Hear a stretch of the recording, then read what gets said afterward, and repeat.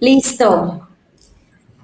Muy bien. Pues, Luda, antes que me vaya, quería como decir hola, Mike. Like I said, and I'm sorry, I have a 2-year-old with me right now.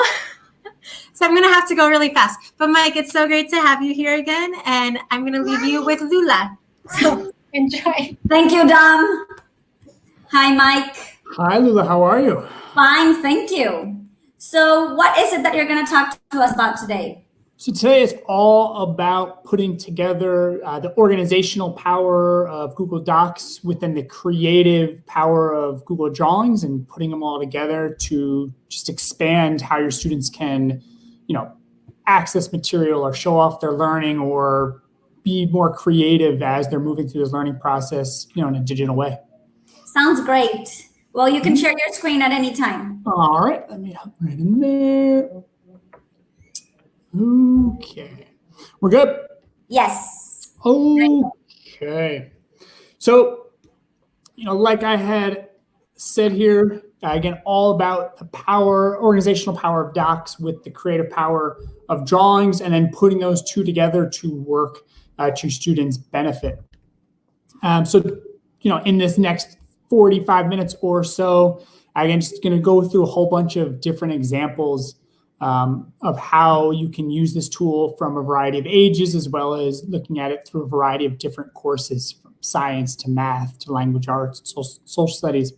And then I'm going to go into some more technical aspects and how to set it up, some things with Google Docs and Google Drawings, some tips and tricks that you can use to help become a little more creative with it, as well as tips and tricks that you can then pass along to your students so that they can also gain these important skills of working with these digital tools.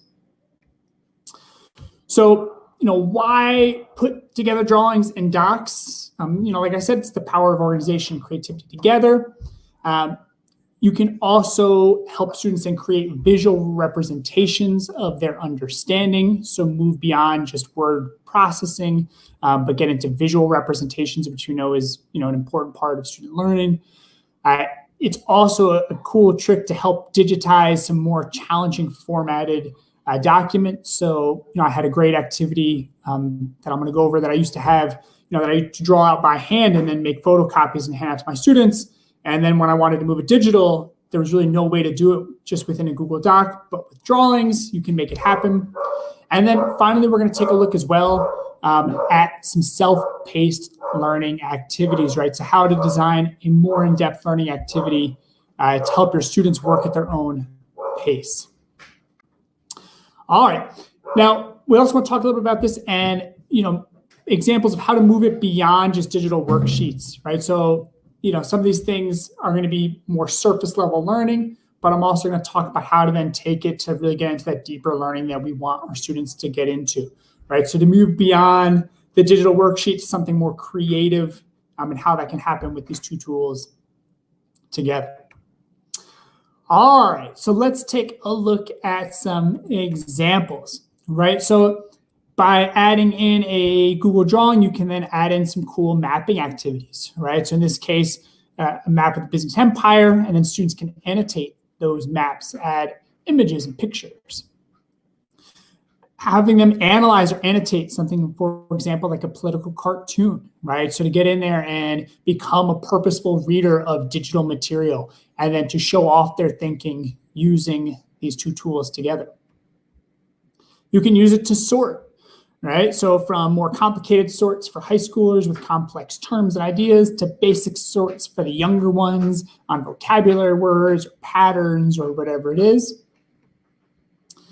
Having them label the parts of things. So in this example, right, labeling the parts of a cell, or labeling the parts of a microscope, or labeling the parts of a math problem or of a paragraph or of a sentence or whatever it is, right, to get them diagramming and labeling. Timelines, right? Again, another great way to visualize, to represent visually your understanding of things. And this can be from history or social studies or in language arts through a story. And then a whole bunch of more, right? Just a bunch of different options there for creating mind maps and dealing with vocabulary words and saying out the process of something. So again, really unlimited here options here with these two tools. And then here was the example I mentioned earlier with a challenging format. So I'm going to go over this one a little more in detail, but again, you can see, something like a topic pyramid, really challenging to do in a regular Google Doc. I'm going to say impossible, really. But if you insert Google Drawing, it makes it possible. All right, so before we get into the how, I do want to show some of these in a little more detail. I do note that the bit.ly down here, bit.ly/drawings docs together, will give you access to this presentation. And then everything that I'm going to show in example, or all these examples I'm going to show, is on the last slide. And so you can take all these Google Docs with you and make changes or use them or whatever you want. So again, here is an example of what it looks like up and close. I've got the beginnings of a lesson. And again, this is where Google Docs comes in with the organization of it, setting the learning goal for students, how they might access their prior knowledge, what they need to do to learn the material. And then in this case, right, doing a sort. So what they can do is they can click on the drawing, click edit, and now they can go in there and sort the different people of the Renaissance, right? In this case, how about the level of impact that they had?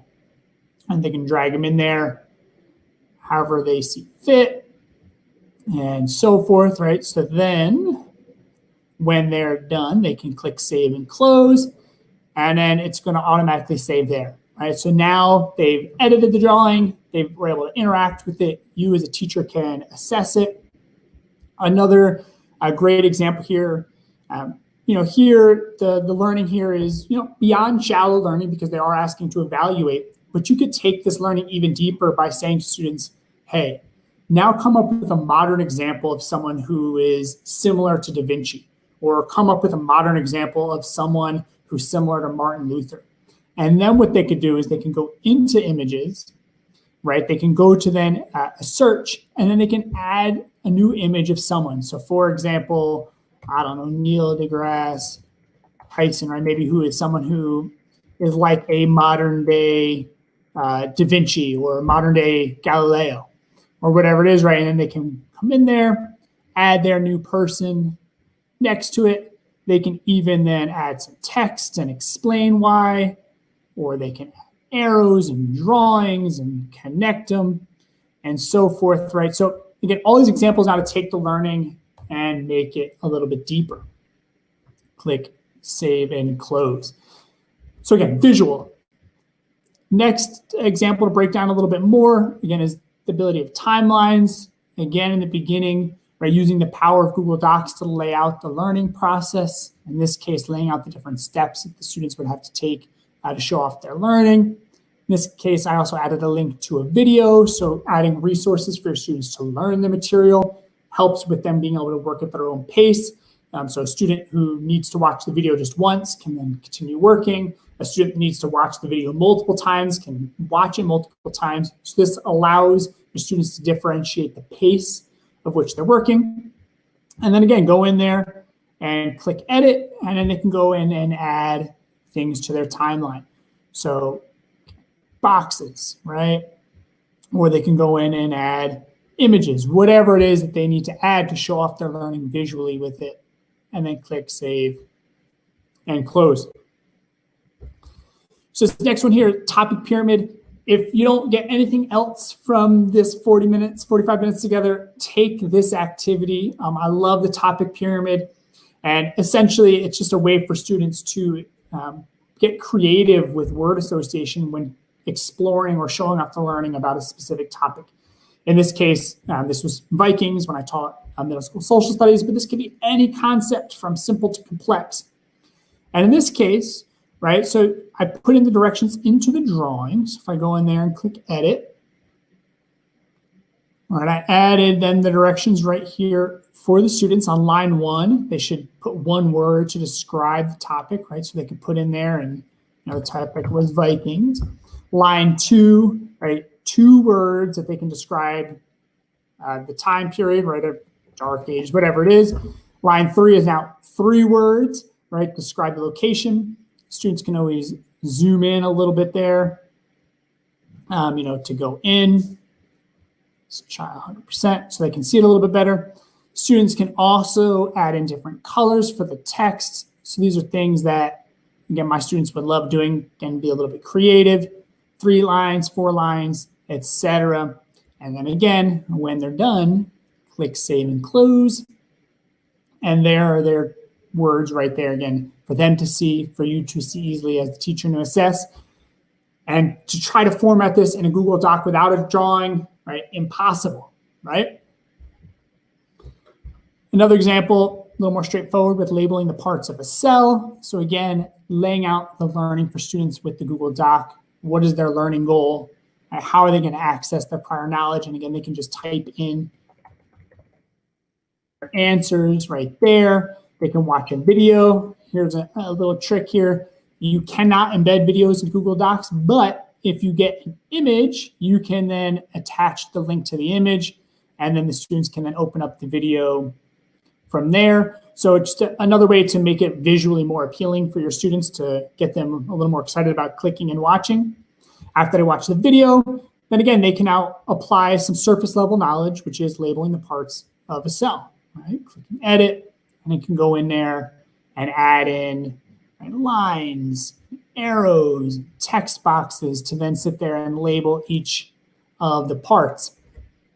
Now, to make this, to move it beyond just a digital worksheet, you want to think of then ways to then take surface level learning, parts of the cell, and make it deeper. So in this case, the question at the end was, how do the parts of a cell relate to the parts of a society or the parts of a city? You can also have your students visualize that, right? You can say to them, add in an image of a city and then label the different parts of a city, right?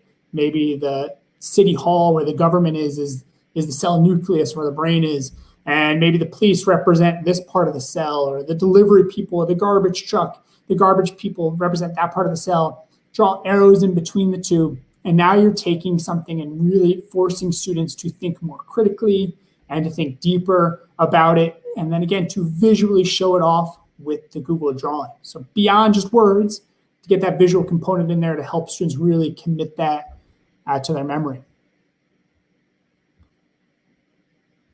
Political cartoon, another takeaway here from a Google Doc is to have the learning goal and then have them visualize their learning goal with emojis.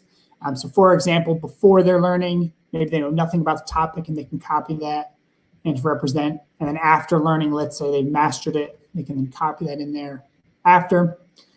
In this case, again, embedding a link to a video so students can go back and watch it at their own pace. In this case, this is a video that I created about political cartoons after I already taught the lesson live. So this is more like a review. And then in this case, I asked students to be more specific with their annotation, right, by setting up different colors. So I had the 5 different aspects or characteristics of political cartoons and had them represented by different colors. So now I'm really teaching students how to annotate, right? So giving them skills to learn, right? Empowering them with the ability to take something visual and break it down, right? It's something that students need to be able to do, whether it's a political cartoon in social studies, or whether it's a piece of art in art class, or a piece of sheet music, right? Where students can then, by different colors, right, label half notes or whole notes or whatever it is, right? It allows them to help become a visual learners, and you can guide them in this. And then, of course, at the to do it, they just click on the image, click edit, and now they can go in there and annotate. What I like here is notice that when you click edit, the image becomes really big enough to work with, right? The students then have plenty of room now, right, to, for example, add whatever it is, a green circle around exaggeration, right? And go in there, make that transparent. But when you click Save and Close on my actual Google Doc, I made it pretty small because I wanted to leave room for all of the different work there. All right, taking a second here as it's saving. Right, so notice again, it's small over here to leave more room on the Google Doc for all the information, but it still gives the students enough space to work on when they click edit. And then after, in this case, right, we added some questions in there where students would then type out answers. So now combining a variety of skills. Students need to right? Watch a video. Students need to learn how to annotate purposely and visualize learning. And then students need to learn how to synthesize that learning into written text through answers. So you really have this multifaceted activity here for your students that mixes, again, more straightforward Google Doc work with more creative pieces. This now is a more in-depth learning lesson. So in this case, they've got a variety of goals, a variety of activities, in this case, 3 goals. And again, using the emojis to have students represent their level of learning, having them become self-reflective, right, to become purposeful learners. And then a variety of activities. So again, seeing a similar flow, right, watching a video, in this case, answering some questions. It's pretty straightforward stuff. But then again, we want them to gain some mapping skills. So we added in a map, they click edit, and now they can then visualize the map or the route of Dagoma or whatever the activity asked them to do. So again, you can add maybe some curved lines there, right? And map out the routes, so forth. And they can get creative with, how that looks, give it that dotted lines, add some colors, whatever it is, maybe make it a little bit thicker, and then save it and close it so they can visualize the route, you as the teacher can quickly assess, and then when they're done, they move on, right? So in this case, I put several activities all together, and they've got some reading to do, a primary source with some questions, more questions, something to read, and then again, another mapping activity. So in this now with the Google Doc, we're adding now a self-paced mini unit. So students don't have to wait for their classmates. They don't have to wait, right? Or they need to take extra time, they take extra time. So again, allows for some differentiation with the pace in which students create. 2 more examples, and then we're going to get into a little bit more of the how to get the stuff set up. So this actually should be, right, math example. So again, laying out the goal for students. In this case, using a Google drawing to access prior knowledge, the order of long division, they can edit, and now they can put it into the correct order, right? Divide, subtract, multiply, bring down, repeat, right? So now they've accessed the prior knowledge, they've reminded themselves of the steps of long division, and now, right, they're going to get into checking their own work, right? So in this case, a sample problem. For those math teachers out there, the struggle is real to getting math equations onto digital forms. Yes, there are some cool tools that help out, but realistically, it's so much faster just to write this stuff by hand. And then by adding in the Google drawing into your doc, you can do that, right? So you can write that problem by hand, snap a picture, stick it right in there, save yourself some time, and give your ability to become that creative math teacher that you can be, by hand or on the board. And in this case, students are going to edit, and then they're going to then locate the mistake, again, annotate it with shapes, right? So let's say the mistake is right there. Again, teaching students how to use colors, red, right, making the lines thicker, and then to go beyond just locating the mistake, but then using that text as well to explain what happened, right? The mistake is, and then again, students can type it out. They could also show their work over on the side. They can draw arrows, circles, right? All different types of stuff. Click save and close. And then there's their work. And then again, finishing up, having them generalize their understanding, or that, that reflection piece at the end where they maybe type an answer and so forth. And in the last example, mapping activity.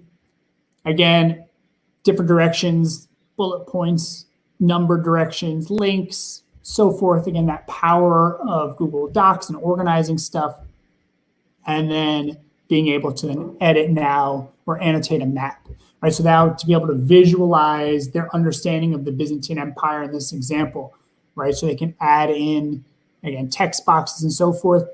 And then, again, to take the learning deeper and to really expand the power of these tools, you can have them now insert maybe a map of, the Mediterranean right now, right? So show that it's spelled wrong, right? We can insert the map of the Mediterranean, Takes a second here to load. I'll have to resize it. And then you can have them make comparisons, for example, right? You can have them resize the maps, put over, or they could even go in here and maybe we're gonna do some imaging, right? You can do some formatting on that image, put it over and so forth, right? Put it next to, and again, draw lines. So you're giving students the ability to then really take their learning to a deeper level, right? How is modern day Mediterranean similar or different to the Byzantine Empire 500, 1,000 years ago? And again, using arrows and so forth to make those connections and to use your elbow connectors or whatever it is to have them visualize their learning. So that's, again, a variety of ways these tools can come together. But now let's take a look at how we could make this happen.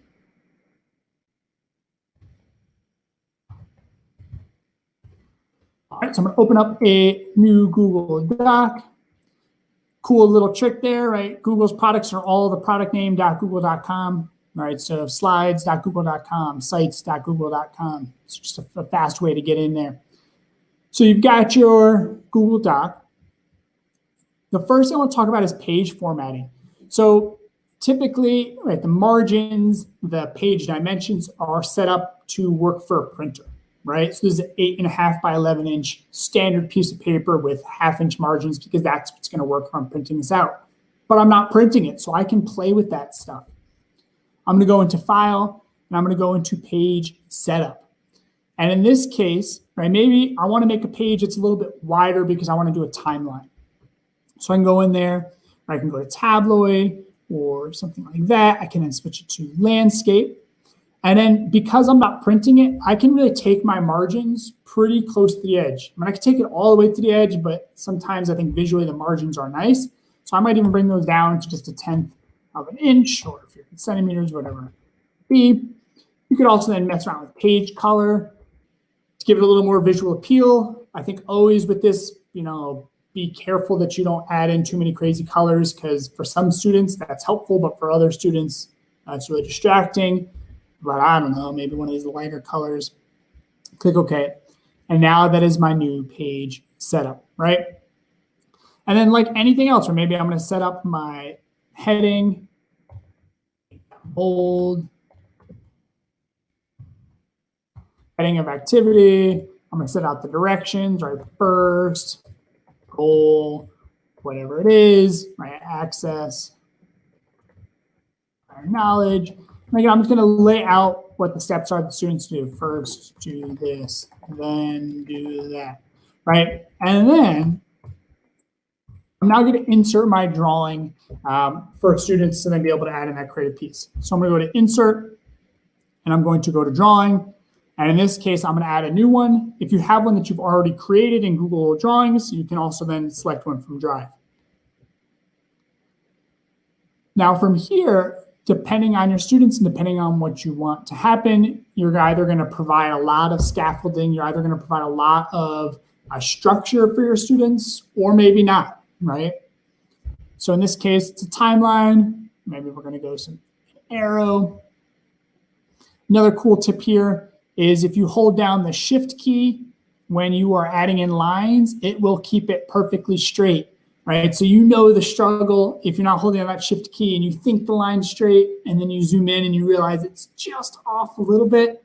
Hold down that Shift key and it'll keep it perfectly straight and it'll make your life a little bit easier.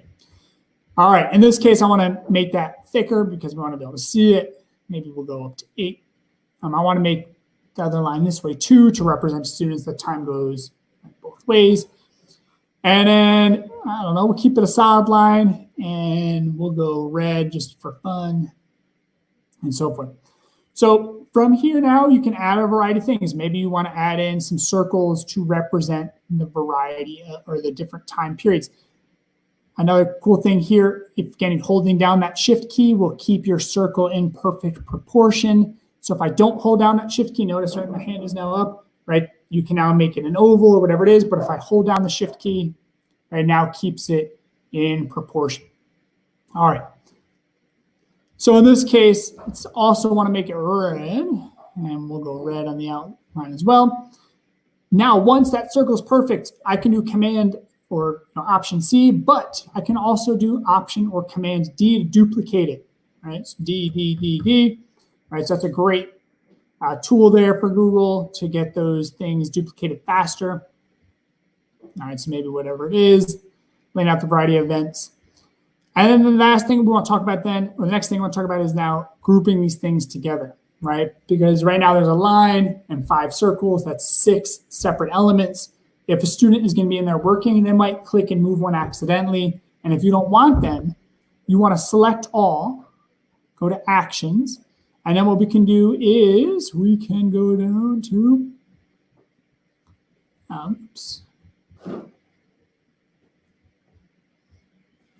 we can duplicate it all, like I said there before. Distribute, you can rotate things, guide, snap twos, and then scroll down, or you can group it. So now, instead of having that be one line and 5 different circles, we've now got one element. I can now duplicate that element again and again. So ways, again, to keep things all together. So if a student accidentally moves something, they don't have to then reformat it all. And then other things that you can do here. In your Actions button, your traditional cut, copy, paste, duplicate, some rotating there so you can flip things. Great for images if you want the image to be facing the other way, clockwise, and so forth. Guides is another thing here that is helpful, right? So for example, you want things to be perfectly aligned, show that guide, right? Always, and that way you have your things perfectly aligned. You can also, with that, make some adjustments on those guides. Or you can add a vertical one, add a horizontal one, or you can even edit it to get it exactly how you want it. Clear them out. All right, so now maybe let's add in an image. You can take a snapshot from your computer's webcam. You can add an image by URL from your Google Photos album drive. Or again, you can search one. All right, dark ages, not sure why that's on my mind, but there we go. Add that in. Okay, so in this case, I want this maybe behind, right? Because I want my timeline to go in front of this. So if I go then to Actions, and then I can go to Order, and I can either send it backwards one step or send it all the way to the back, and now it is behind. All right, so a super useful tool. You can then also lock these things together. So for example, let's say you want those 2 lines, or you want the picture and that one line together. Click, hold down my Shift key, select the second line, and then go back to Actions and Group. And now, again, it's all together as one, which helps for resizing things and so forth. Other things in here, we covered Actions in Zoom. Again, this is also just dealing with different views in terms of guides, snapping to the X or the grid.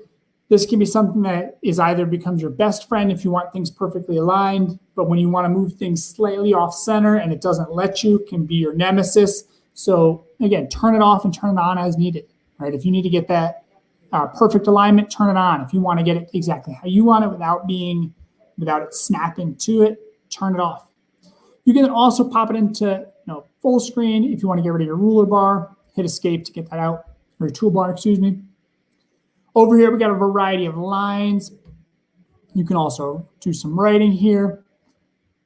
The trouble with this is it's nearly impossible to write with a trackpad or a mouse. I don't understand why that's the case. I use trackpads and mice. We all do for hours every day, yet it looks like a kindergartner writing. But that's another scribble option line, some polylines and stuff, right? So if you want to make a very specific shape, right, you can also do that and so forth. So again, great for math, angles and so forth. Curved lines, which showed you the curved connectors. And then here with shapes, all different types of options for your students and for you. So great things here for graphic organizers. Let me clear out some of this other stuff to make some more room. Highlight all that and delete. So in this case, right, different options for graphic organizers. So let's say you also then want some arrows onto that. We can then add in an arrow. And then once you get that exact shape how you want, again, I can duplicate it. And then I can also then flip it, right? So let's say I want to go just rotate. Let's flip it horizontally. All right, and use those lines in there. Oops. And then again, let's say I want to get them all grouped together as one, highlight them all. I can either secondary click and go to group, or can go up to actions. And now it's one graphic organizer. And then I can label it. I can add in some text in there, right? Use those lines to get that perfectly centered. I'm going to go there, my 3-dot menu, align it to the middle, align it to the middle. Maybe change that text color to something grabs your attention and make it bold. Too big. Lower that down a little bit. And then again, I can also then group that in. So now that's part of it as well. And then once I'm done here, now it's on my page. And this is now the same formatting that I would always get with my Google Doc. I can center it on the page. I can make it really big, or I can make it really small, whatever it is that I want. Keep in mind that just because it's small on the page, students, again, will still get a larger work view. And you can make something really small like that if you wanted a variety of things on your page. But then when they click edit, it does make it larger and give them enough space to work. Now, with this kind of stuff, thinking of ways, again, to move it beyond the baseline learning, right? To move it beyond just a digital worksheet is then to empower your students to be able to create on their own. So using graphic organizers as the example, you might, in the beginning of the year or the beginning of the unit, spend time explicitly, purposely teaching different graphic organizers, Venn diagram, a flow chart, whatever it is, right? And then teaching students how to use it, and then creating an assignment like this where, let's erase it, you then say to students, create your own graphic organizer, right? And then in this case, right, you want them in becoming a more purposeful learner and say to them, hey, we've used a Venn, flow chart, mind map, I don't know, whatever the different graphic organizers are. And then you could say to them, choose one. And then they then add in a drawing and they create the graphic organizer. Does it take a little more time? Yes. Does that make them a more purposeful learner? Of course. And then it also, and as a technology, my most recent role as a technology teacher, you're empowering them with tech skills, right? We want them to learn these tools of ordering, and grouping, and layout, and color, and all that stuff, because that's just going to make them more literate digital creators. Again, it will take time, right? You'll have to be purposeful about teaching your students this, but towards the middle half, towards the end of the year, when you've taught them how to create diagrams, this will then become a quick and more seamless part of their work where you say, hey, you need to create a Venn diagram comparing these two city-states of ancient Rome, or hey, you need to create a Venn diagram or a flow chart to describe the processes of the water cycle or whatever it is. And then they then have to go through the work of thinking, okay, I've got 3 city-states, so I need 3 circles in my Venn diagram. Or, all right, it's the water cycle. Let's see, there's 5 steps in the water cycle. Let me make sure I add in 5 triangles or whatever it is, or what shape should I use, right? What shape would make most sense for getting my students, or for showing off my learning, right? So again, you're empowering them, you're moving beyond just a digital worksheet into getting your students to become creators of knowledge, which is where we want them to be. Last point on this, that doesn't mean that the digital worksheet is not a bad place to start, right? That shallow level learning is needed to then go into the deeper learning, right? They have to get a sense of the basic timeline of the dark ages, or they have to get a basic sense of the steps of long division before they actually are able to do long division, right? So you have to start with that shallow learning, but you don't want to stay there forever, right? You do want to say, okay, you've got the general sense of it. Now let's apply that learning to something new. Let's create new thought processes by comparing, people of the Renaissance to modern day people, right? That's creating new knowledge. That is deeper learning. And again, with the Google Drawings inside of it, students can then visualize it, right? And not just type it.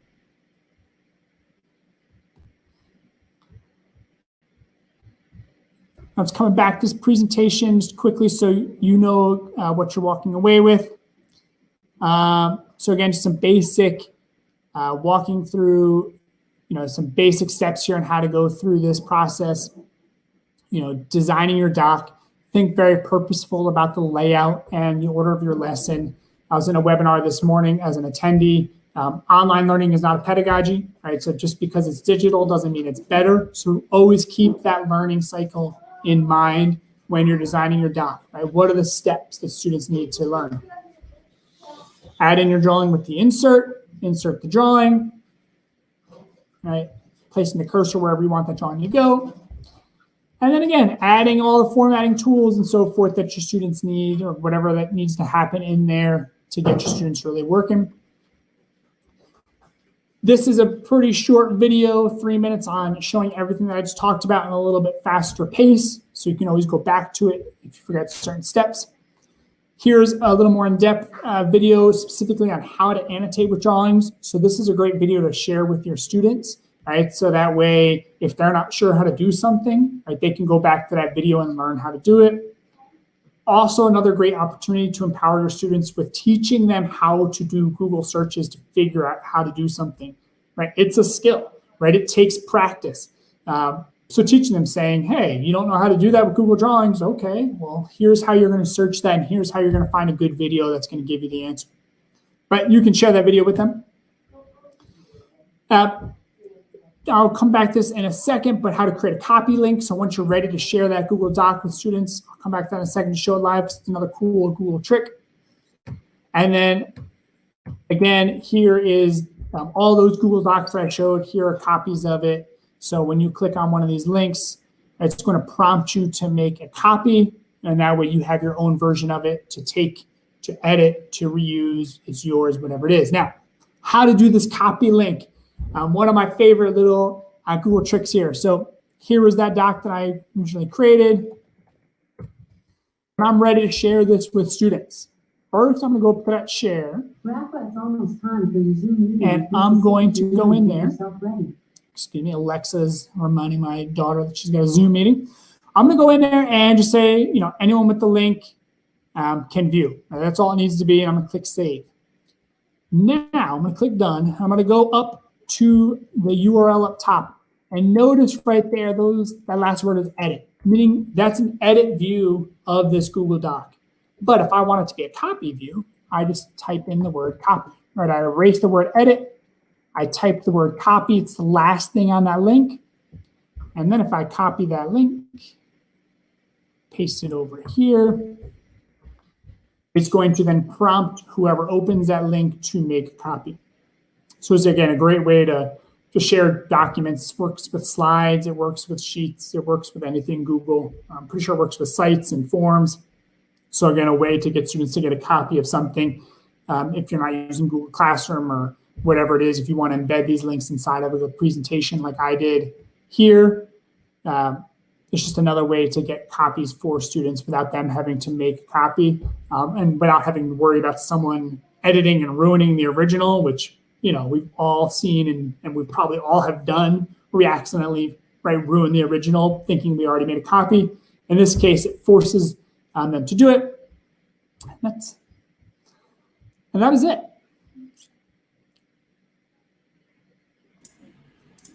That's awesome. Thank you.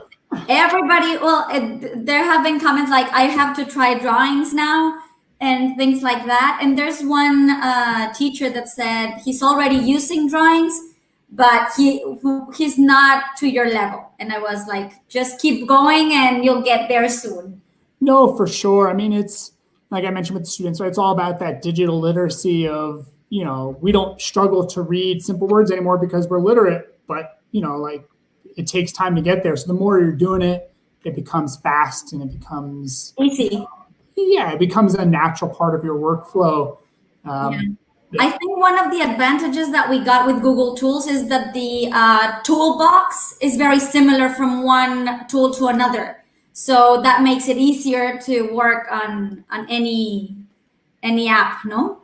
No, for sure. And in the world of design, Google Drawing is, that's not a great tool, right? It does not compare to Adobe tools but like you're saying, because the toolbar is all the same, if you're giving students and teachers the opportunity to use these tools, right, when they open up something new, they're like, oh, right, like the tool's right there. Oh, right, I did that in a Google slide and that's the same. Or, hey, I remember seeing that in the Google Doc. I know what to do. So it builds up that fluency and it's worth doing. Yeah, thank you very much, Mike. It was really good to get to know all these things that you can do with Google Drawings and Google Docs. I'm sure many teachers are already creating stuff for their classes. Awesome. Well, thank you for having me, Lula. It was a pleasure as always. Thank you. Bye-bye. Voy a invitar a Patty. Aquí está. Hola, Patty. Hola, buenos días. ¿Cómo estamos? ¿Y tú? Muy bien, también aquí lista para comenzar La siguiente esta segunda parte de elcolesigue del día 32. Ya sé, día 32, ¿qué tal? Ya falta poquito. Siempre tengo sentimientos encontrados. Así es. Espérenme, déjenme apago esto de... ¿Tu recordatorio? Mi recordatorio, exacto. Y bueno, estamos listos para invitar a Juan Pablo a que se una con nosotros. Adelante. Vamos a subir a Juan Pablo. Hola, Juan Pablo. Hola, Pati. Hola, Lula. ¿Cómo están todas? Bien, bien. Muy felices de tenerte en elcolesigue el día de hoy. Y bueno, igualmente. La verdad es que muy entusiasmada también por todo lo que vamos a aprender contigo hoy sobre sitios de Google, que se me hace una herramienta que es extraordinaria. Así que bueno, estamos muy ansiosos de aprender de ti. Listo. Yo también muy contento de estar nuevamente con ustedes y poder compartir uno de mis proyectos, digamos, de los que más me ha gustado por la magnitud del proyecto. Excelente. Pues no sé, Lula, si tengas algo más que agregar o comenzamos de lleno con Juan Pablo. Ya, yo ya me voy a despedir. Ahorita que pongan el clip, yo ya no regreso, pero te veo, Juan Pablo. Listo, Lula. Chao, que estés bien. Igual. Hagamos esto, vamos a poner un pequeño videíto y regresando compartimos tu presentación. ¿Listo? Listo. Ay, Lula, gracias. De nada.